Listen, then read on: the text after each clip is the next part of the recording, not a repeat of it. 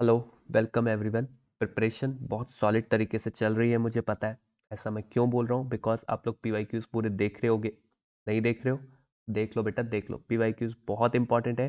बिना पीवाईक्यूज के you will not get the idea of the type of questions are being asked by the examiner, ठीक है। और आपकी प्रिपरेशन का लेवल क्या है ये भी नहीं पता लग पाएगा। 3 पार्ट्स नेशनलिज्म इन इंडिया के ऑलरेडी डिस्कस कर चुका हूँ, उनके लिंक्स आपको डिस्क्रिप्शन में मिल जाएंगे। इससे पहले rise of nationalism in Europe के मोर देन 50 क्वेश्चंस डिस्कस कर चुका हूँ। And this is the last part of nationalism in India. इसके बाद कोई भी पीवाईक्यूज डिस्कस नहीं होंगे नेशनलिज्म इन इंडिया के। We will start another chapter, either from history और सिविक्स और ज्योग्राफी। लेट्स सी कौन सा हम चैप्टर शुरू करेंगे। सो चलो बिना टाइम वेस्टेज के शुरू करते हैं नेशनलिज्म इन इंडिया का लास्ट पार्ट। इसमें हम लोग डिस्कस करेंगे अप्रॉक्स 15-20 पीवाईक्यूज। ओके, 2023 तक के सारे पीवाईक्यूज इसमें कवर हो जाएंगे। Let's see. चलिए, फर्स्ट क्वेश्चन आपका जो है सोर्स बेस्ड क्वेश्चन है। सोर्स पढ़ना होता है इसमें, आपको पता है। पूरा एक पैराग्राफ टाइप से गिवन है। 3 मार्क्स का क्वेश्चन है, 2020 में पूछा गया था। वैसे आप बिना सोर्स पढ़े भी आंसर दे सकते हो directly. Explain the understanding of swaraj for plantation workers in Assam. हाँ, एक चीज और ध्यान रखना, it is not a compulsion that कि हाँ हमेशा आंसर आपको सोर्स से मिले। तो you must read the chapter thoroughly, then only you will be able to attempt the source based questions also. Got it? ठीक है, होप सो क्लियर होगा। फर्स्ट क्वेश्चन है explain the understanding of swaraj for plantation workers in Assam. Okay, तो देखते हैं क्या इसका answer हो सकता है। कि वो क्या चाहते थे भाई, फ्रीली उनको घूमने दे दिया जाए, ठीक है। प्लांटेशन में उनको कोई प्रॉब्लम ना हो कि हाँ भाई वही आ गए और 10-15 साल के लिए वहीं उनको रहना है and all. Okay, second question है explain the Inland Emigration Act of 1859। उसका क्या बैरियर था to freedom of plantation workers? वो उसको क्यों कंसिडर किया गया as a barrier to freedom of plantation workers? क्यों भाई? अभी हमने ऊपर भी डिस्कस करा, उनको फ्रीडम नहीं दी गई थी। तो वो फ्रीडम किसकी वजह से रोकी गई थी? कौन सा लॉ था जो सपोर्ट कर रहा था प्लांटेशन ओनर्स को? That is Inland Emigration Act of 1859। Okay, hope so clear होगा। इनलैंड एमिग्रेशन एक्ट 1859 1 मार्क का क्वेश्चन एक और बन सकता है यहाँ से, ठीक है। Moving towards to the last question, main outcome क्या था एनसीएम के? Sorry, participation of workers in the NCM. क्या हुआ, क्या रिजल्ट क्या हुआ? उनको पकड़ लिया गया अल्टीमेटली पुलिस के थ्रू। उन्होंने तो भागने की कोशिश करी, वो भागे भी, लेकिन पुलिस के थ्रू पकड़ लिया गया और बहुत बुरी तरीके से बेचारों को मारा गया। That was very brutal treatment given by the Britishers. Okay, चलिए आगे डिस्कस करते हैं। नेक्स्ट क्वेश्चन हमारा जो है एमसीक्यू टाइप क्वेश्चन है। आपको अप्रोप्रिएट रीजन बताना है फॉलोइंग ऑप्शंस में से कि जो इंडस्ट्रियल वर्कर्स हैं उन्होंने पार्टिसिपेट क्यों नहीं किया सीडीएम में। इंडस्ट्रियलिस्ट जो है वो क्लोज थे कांग्रेस के। British offered them good salaries. They were reluctant towards the boycott of foreign goods. Option D, growth of socialism. देखो एक काम करो, पॉज करो वीडियो को और सोचो इसमें से कौन सा करेक्ट आंसर हो सकता है। ओके, 2 सेकेंड्स लो। अगर टाइम ज़्यादा लग रहा है तो पॉज कर लो। Okay, 1, 2, here is the correct answer. Industrialist were close to the Congress. Okay, funds वगैरह कांग्रेस को वही देते थे। और आपने देखा था कि जो बिजनेसमैन थे उन्होंने जब सॉर्ट लॉ ब्रेक किया गया था तो उससे रिलेटेड पैम्पलेट्स लीफलेट्स वगैरह भी डिस्ट्रीब्यूट करे थे। ओके, चलिए आगे बढ़ते हैं। नेक्स्ट क्वेश्चन हमारा अगेन 1 मार्क का क्वेश्चन है, थ्योरेटिकल क्वेश्चन है। कोई एमसीक्यूज नहीं था, ऑप्शन नहीं थे। नेम 2 मेन लीडर्स आपको बताने खिलाफत कमेटी के। बहुत इजी क्वेश्चन है, आपको पता होना चाहिए। नहीं पता है तो याद रख लो, मोहम्मद अली एंड शौकत अली। मोहम्मद अली, शौकत अली। खिलाफत कमेटी कब बनी थी? 1919 में। Okay, sorry. Next, why did Simon commission come to India? Simon commission क्यों आया था भाई? ये तो बहुत इंपॉर्टेंट है, साइमन कमीशन के बारे में तो पता ही होना चाहिए। कब आया था? 1928 में आया था। भाई क्यों आया था? That you must remember. To control the campaign against the British in cities. अच्छा ठीक है भाई। To look into the functioning of the British, या फिर सॉल्ट लॉ लाने के लिए, या फिर क्या बोलते हैं चेंजेस इंट्रोड्यूस करने के लिए, सजेस्ट करने के लिए related to the functioning of constitutional system in India. Now you have to choose the correct answer. Take 5 seconds because option थोड़े से लेंदी। अच्छे से पढ़ लो option, then try to mark the correct option. 1, 2, 3, 4। Here is your time is over. 5. Here is the correct answer, that is to suggest changes in the functioning of constitutional system in India. Hope so आपने correct answer सोचा होगा and आपने correct आपने आपका 1 mark मिल जाएगा अगर आपने correct answer mark किया तो एग्जाम में। मे बी यही क्वेश्चन रिपीट हो जाए। मल्टीपल टाइम्स होता है कि पीवाईक्यूज रिपीट हो सकते हैं या फिर उनसे रिलेटेड कुछ ना कुछ पूछ लेगा। जैसे साइमन कमीशन का ईयर पूछ लेगा। मैंने अभी आपको ईयर बताया, कौन सा ईयर था? 1928। ओके, इसके हेड कौन थे? सर जॉन साइमन, इसीलिए इनका नाम जो है साइमन कमीशन रखा गया इस कमीशन का नाम। और सेकंड पॉइंट आपको एक बात और ध्यान रखनी है साइमन कमीशन से रिलेटेड, कि साइमन कमीशन को अपोज क्यों किया गया था, बिकॉज इसमें कोई भी इंडियन मेंबर नहीं था और ये लोग आ रहे थे इंडिया में कॉन्स्टिट्यूशन सिस्टम को चेंज करने के लिए या फिर कुछ सजेशन देने के लिए। ओके, तो इसलिए इसका अपोज किया गया था। ओके, आगे बढ़ते हैं, नेक्स्ट क्वेश्चन देखते हैं। थ्योरेटिकल क्वेश्चन है, 3 मार्क्स में पूछा गया है, 2020 में पूछा गया था। How were the ideas of national unity in early 19th century Europe closely allied to the ideology of liberalism. Liberalism से कैसे लिंक्ड है नेशनल यूनिटी का आइडिया यूरोप से related, that you have to answer. Sorry, थोड़ा गला खराब हो रहा है। नेक्स्ट आइडियाज क्या थे? Abolition of state impose restrictions, पहला point, abolition of state impose restrictions. Number 2, I will tell you 7-8 points and you have to mention only 3 points. Okay, 3 points आपको कोई भी लिखने हैं and you will get full 3 marks in exam, but आप सारे के सारे सुन लो, कोई भी 3-4 वहां याद रहे ठोकाना, ठीक है, you will get full marks. Abolition of state impose restrictions, freedom of the individual, equality of all before the law, simple simple से पॉइंट्स है, कोई इंग्लिश में भी प्रॉब्लम नहीं होगी समझने में। Fourth, concept of government by consent, government by consent, equality of all before the law, freedom of the individual, abolition of state imposed restrictions, 4 points बता दिए। Fifth, end of autocracy and clerical privileges, ये थोड़ा difficult हो सकता है, नहीं याद रखना चाहते मत रखना। कॉन्स्टिट्यूशन और रिप्रेजेंटेटिव गवर्नमेंट लाना थ्रू पार्लियामेंट प्रॉपर, मार्केट्स की freedom, restrictions of movement of goods and capital should be removed. Okay, यहाँ पे मिस टाइप नहीं हुआ है थोड़ा सा, तो आप कोई भी 3 पॉइंट्स इसमें से कोट कर सकते हो। ओके, नेक्स्ट क्वेश्चन, 41 क्वेश्चन है हमारी इस सीरीज का, 40 क्वेश्चन हमारे अब तक डिस्कस हो चुके हैं, 41 क्वेश्चन है, 47 या 48 क्वेश्चन है आई थिंक ऑल ओवर, और इसके बाद ये नेशनलिज्म इन इंडिया के सारे पीवाईक्यूज कवर हो जाएंगे। ओके, 2020 में पूछा गया, अगेन सोर्स बेस्ड क्वेश्चन है, 3 मार्क्स का। सॉल्ट मार्च और सीडीएम से रिलेटेड बापू ने कैसे रिएक्ट करा to the salt law, source A से क्वेश्चन है। ओके, इससे रिलेटेड बापू ने कैसे रिएक्ट करा, बापू ने क्या बोला, भाई सॉल्ट पे टैक्स नहीं लगना चाहिए, ये ध्यान रखना है आपको, बापू ने बोला था सॉल्ट पे टैक्स नहीं लगना चाहिए। क्यों? क्योंकि सॉल्ट जो है बहुत ही एक एसेंशियल आइटम है यार, हर कोई यूज करता है, हर कोई कंज्यूम करता है, गरीब कैसे टैक्स पे करेगा। सॉरी, नेक्स्ट क्वेश्चन है, how participant saw the movement, source से, जो सोर्स बी है आपका उससे क्वेश्चन है, why did the rich peasants became supporters of the CDM, rich peasants ने सीडीएम को क्यों सपोर्ट करा भाई, क्या उनका कारण था? वो लोग उनको प्रॉब्लम क्या हुई कि उनकी जो कैश इनकम थी वो कम हो गई थी, और जिसकी वजह से जितना गवर्नमेंट उनसे रेवेन्यू डिमांड कर रही थी वो नहीं पे कर पा रहे थे, उनको प्रॉब्लम हो रही थी, that's why. Okay, next third question, limits, जो सीडीएम का सोर्स सी है उससे क्वेश्चन पूछा गया है कि क्या लिमिट्स थी सीडीएम की। अगर आप लाइन देखो सोर्स में क्या लिखा है, when the CDM started there was an atmosphere of suspicion and distrust between communities। अब कौन सी communities के बीच में suspicion या distrust था? that is दलित्स, उन्होंने क्या बोला भाई, उन्होंने रिजर्वेशन पे फोकस करा। ओके, एंड सेकेंडली आपका सेपरेट इलेक्ट्रेट मांग रहे थे दलित्स, ठीक है, और दूसरा मुस्लिम्स, वो भी मतलब ज्यादा ना सपोर्ट नहीं कर रहे थे सीडीएम को इतना खुल करके। ओके, क्यों भाई, जो एनसीएम और खिलाफत इशू था उसमें उसमें सपोर्ट करने के बाद उनको इतना ज़्यादा बेटर रिटर्न नहीं मिला जैसा वो एक्सपेक्ट कर रहे थे, बट इस वजह से क्या बोलते हैं उन्होंने फिर सीडीएम में भी ज़्यादा अपना सपोर्ट नहीं दिखाया, कुछ मुस्लिम से सपोर्ट किया था बट इतना ज़्यादा लेवल पे नहीं किया। ओके, नेक्स्ट क्वेश्चन की तरफ आगे बढ़ते हैं। सॉरी, 4 मार्क्स का क्वेश्चन है, अगेन ये सोर्स बेस्ड क्वेश्चन है, बट ये जो क्वेश्चन आया था 2021 में ये एमसीक्यू बेस्ड था, बिकॉज उस टाइम पे पेपर एमसीक्यू बेस्ड हुआ था, दैट्स व्हाई। चलिए देखते हैं क्या क्या क्वेश्चन पूछे थे। When did the non cooperation खिलाफत मूवमेंट बिगिन, कब हुआ था शुरू, ठीक है, ये तो वैसे भी 1 मार्क में आपको पता होना चाहिए, मैं फटाफट से ऑप्शन शो कर रहा हूँ, ठीक है, आप लोग पॉज कर लेना अगर आप आंसर करने की सोच रहे होगे तो खुद से। ये लो भाई, ऑप्शन आ गए, पॉज करो, सोचो करेक्ट आंसर क्या है। ये रहा correct answer, that is 1920। Okay, next, why was countryside turmoil by 1930, think the correct answer, fast quick, जल्दी, एमसीक्यू है, 5 सेकेंड्स, 5 4 3 2 1, टाइम्स अप, खत्म time. Let's see the correct answer, distress in the countryside. Okay, third question, why did Bapu decide to withdraw the NCM in February 1922, Bapu ने क्यों decide करा? और option show कर रहा हूं, फटाफट से देखो क्या ऑप्शन है, Rowlatt tax, Simon commission, Jallianwala Bagh, Chauri Chaura, 1 second में आंसर आ जाना चाहिए इसका, तो भाई here is the correct answer, that is Chauri Chaura की वजह से एनसीएम विड्रॉ किया गया था February 1922 में। Okay, next question, which leaders of Congress party wanted to participate in elections to the provincial councils? कौन से लीडर्स थे जो पार्टिसिपेट करना चाहते थे? ओके, 4 ऑप्शंस ये लीजिए आपकी स्क्रीन पर।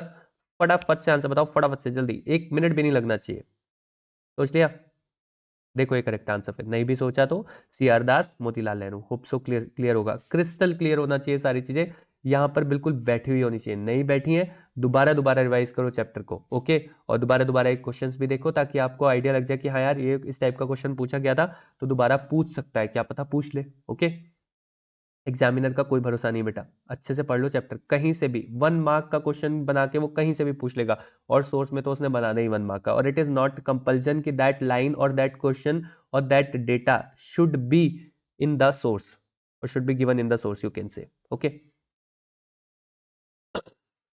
ये क्वेश्चन काफी इंपॉर्टेंट है, describe the economic impact of first world war on India, काफी बार पूछा गया है। पार्ट 2 में क्वेश्चन 12 जो नंबर है 2019 में पूछा गया था, मैं वहां पे इसका आंसर डिटेल में डिस्कस कर चुका हूं, दोबारा डिस्कस नहीं करूंगा।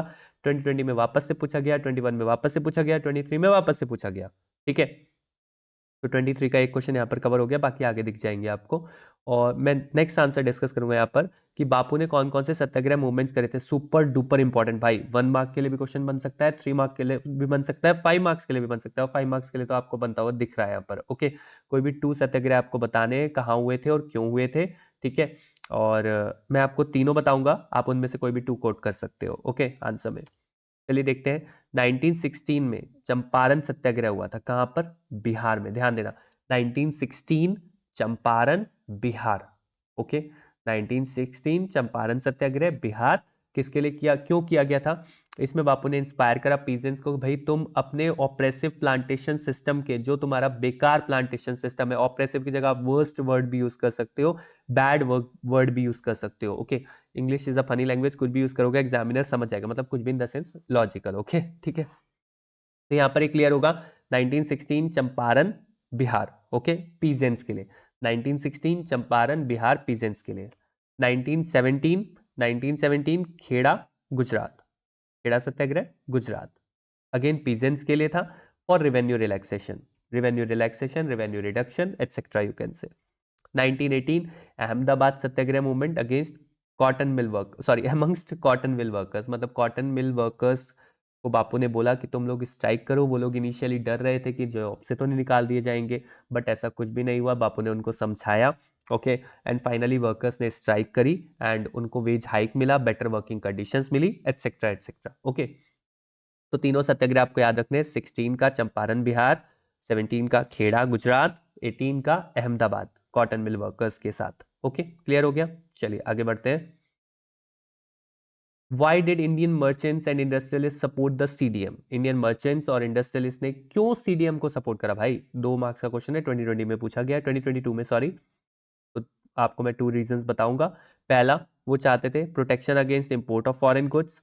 दूसरा, they wanted protection against rupee sterling foreign exchange ratio to discourage imports, okay. वो करेंसी से रिलेटेड भी प्रोटेक्शन चाहते थे, you can say, against imports of foreign goods से रिलेटेड उनको प्रोटेक्शन चाहिए था, करेंसी से रिलेटेड प्रोटेक्शन चाहिए था। FICCI, फिक्की जिसे बोलते हैं, उन्होंने ऑर्गेनाइजेशन फॉर्म करी बिजनेस इंटरेस्ट के लिए, okay.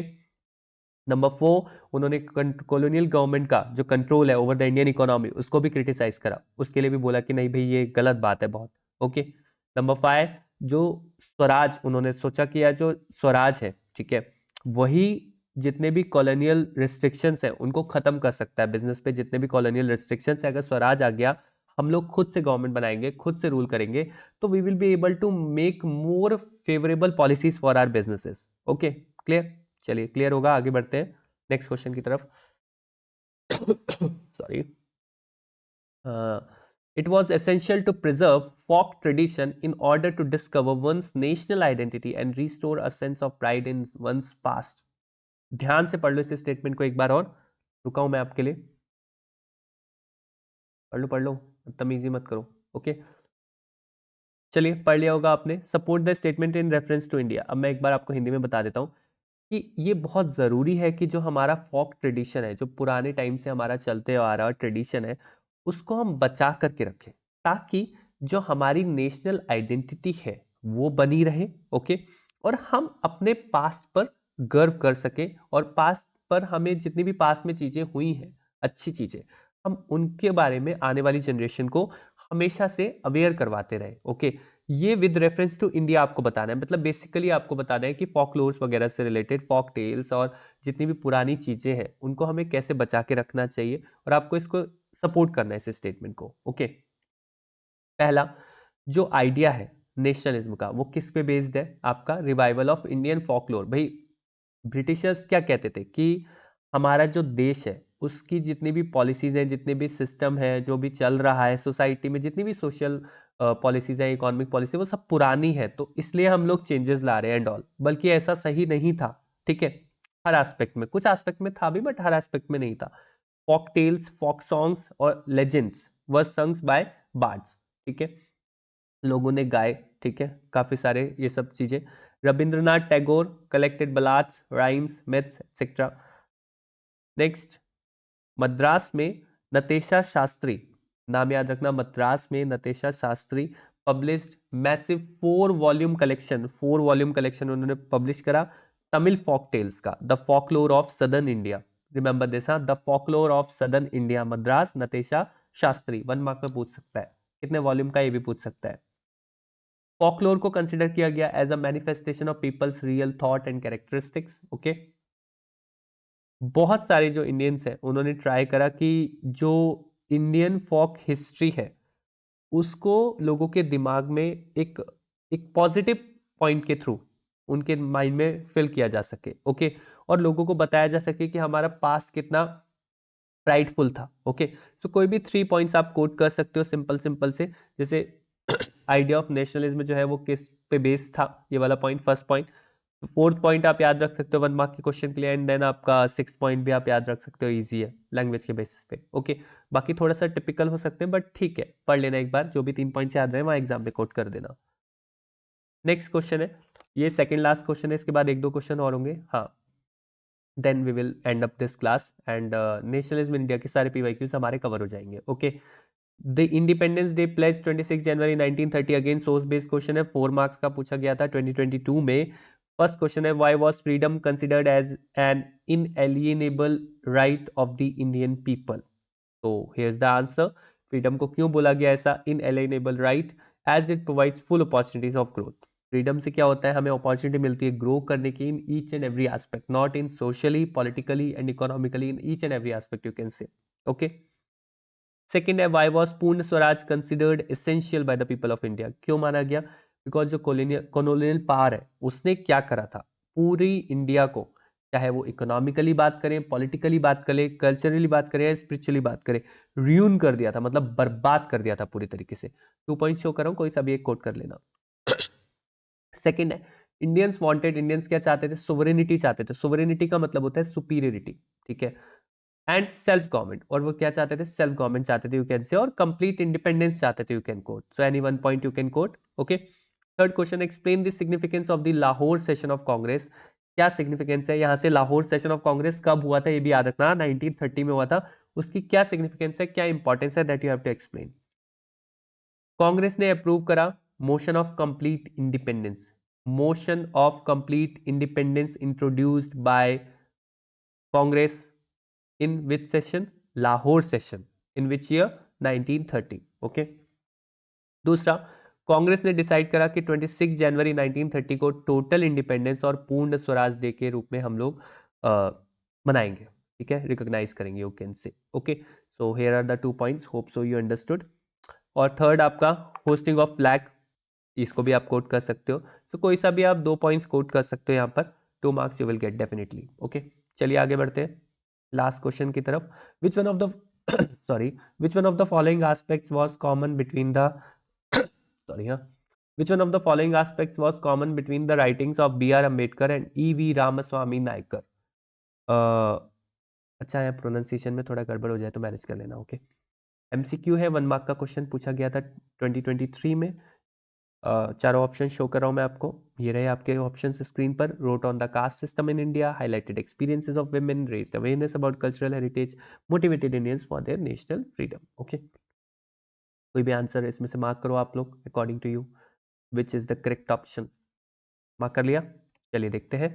Road on the caste system in India. ठीक है, दोनों ने ही कास्ट सिस्टम से रिलेटेड लिखा था। ठीक है, लास्ट क्वेश्चन हमारे सेशन का, analyse the role of folklore and symbols in the revival of nationalism in India during the 19th century. क्या रोल था किसका, फोकलोर का और सिंबल्स का, जिससे कि नेशनलिज्म की फीलिंग काफ़ी ज़्यादा इमर्ज हो लोगों में। ओके, लेट 19th सेंचुरी के टाइम पे।